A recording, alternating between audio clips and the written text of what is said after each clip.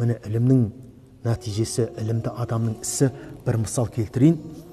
Өткенде мынау Мысырда болған жағдай ұстазымыз айтып берді. Мынау сол мысырлық ұстаздардан естіген екен. Осы 2 ай алдын Мысырда бір миллиардер адам қайтыс болған. Миллиардер адам. Бұлар өздері 9 болған екен.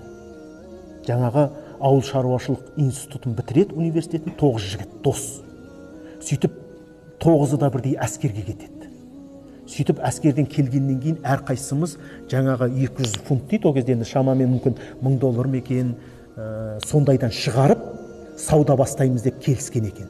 Сөйтіп олар 2 жыл әскери міндеттерін өтеп, 9-ы да келіп бұрынғы уәде бойынша әрқайсысы жаңағы 200 фунттан шығарып ортаға тастайды да сауда бастамақ болады.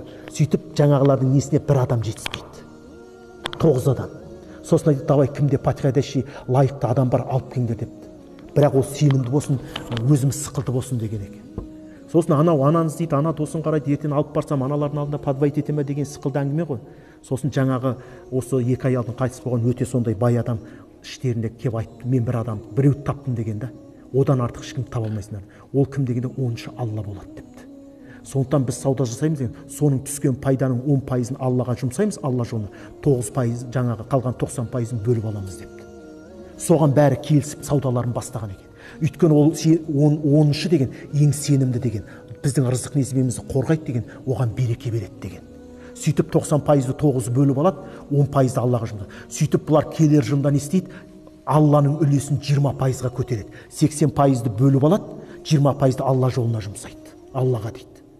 Сөйтіп бұл 30%-ға көшеді, 3-4 жылда саудалар жүрген, Алла береке берген.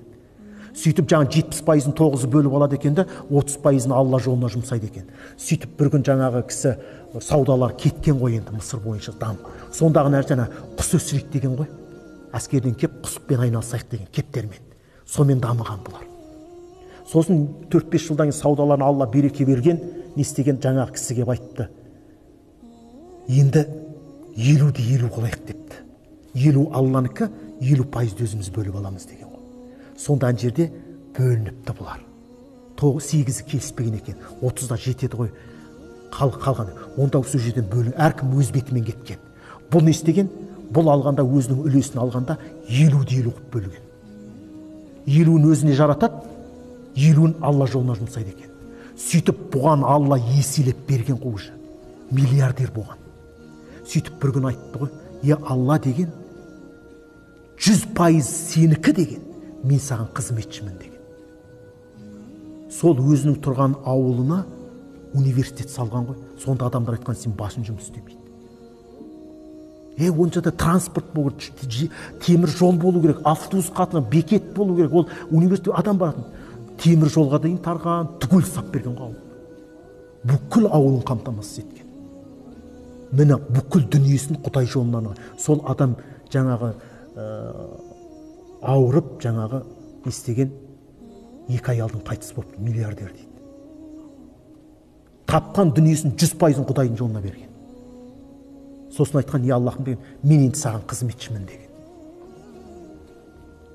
Міне адамның ықыласы тура болса, сауатты болса, ол адам қашанда не істейді? Ол жөнін біледі істі.